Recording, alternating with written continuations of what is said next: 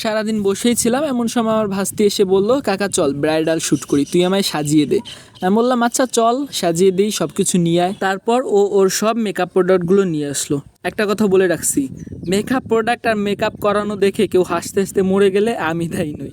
আচ্ছা, এবার মেকআপ প্রোডাক্টগুলোর মধ্যে কি কি আছে দেখিয়ে দিচ্ছি। একটা ফাউন্ডেশন, তারপর একটা হাইলাইটার, এরপর হচ্ছে দুটো লিপস্টিক, আর হচ্ছে একটা পেইন্ট কেক, এরপর একটা আইলাইনার, কাজল, আর যেটা হচ্ছে most expensive eye shadow palette.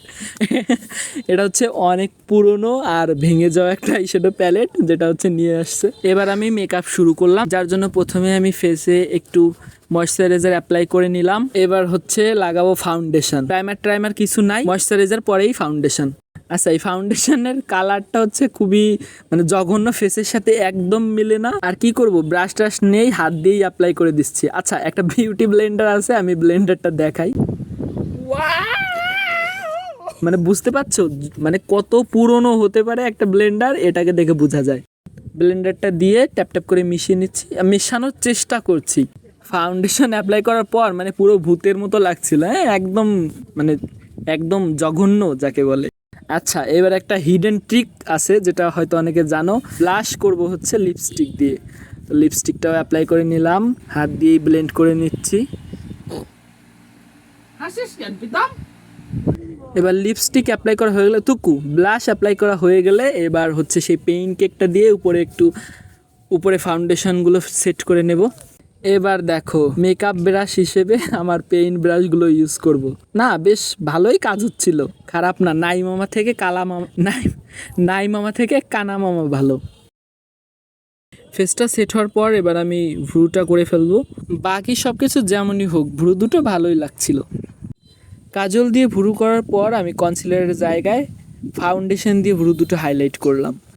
আর এবার আমি সেই মোস্ট এক্সপেন্সিভ এন্টিক সস্তা আইশ্যাডো প্যালেট দিয়ে চোখ দুটো করব।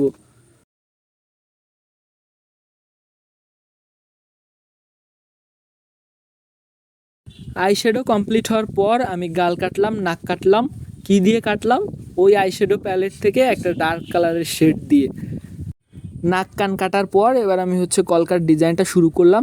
যেহেতু ব্রাইডাল মেকআপ, কলকা তো আঁকতেই হবে। আর এখানে আমি কলকা আঁকার জন্য আমার অ্যাক্রিলিক কালার ইউজ করব।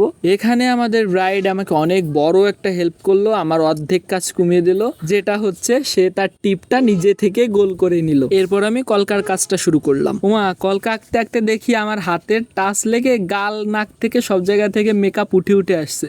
থাক, সে স্ট্রাগলের কাহিনী আর ভিডিও নাই দেখালাম। হাইলাইট আর মাস্কারা দেওয়ার পর আমাদের ব্রাইড তার কস্টিউমগুলো পরে নিল। কস্টিউম পরার পর আমাদের ব্রাইড জুয়েলারি পরবে।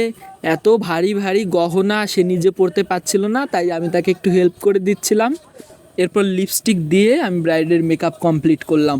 সাজা টাজা কমপ্লিট হওয়ার পর আমরা এবার চলে যাব ফটোশ্যুট করতে। ফটোশ্যুট করার জন্য আমরা চলে যাচ্ছি প্রকৃতির কোলে। বিভিন্ন পোচে বিভিন্ন ভঙ্গিমায় ছবি তোলা হলো। আর এই হচ্ছে আমাদের ব্রাইডাল ফটোশ্যুটের ফটোটা। কেমন লাগছে? কি ভাবছো, গয়নাগুলো কোথা থেকে আসলো? এডিট ব্রো, মেকআপ আর্টিস্টও আমি, ফটোগ্রাফারও আমি, এডিটরও আমি। তো এবার তোমরা ঝটপট করে লিখে ফেলো কার কেমন লাগলো ভিডিওটা, আর আমাকে ফলো করতে ভুলো না। টাটা।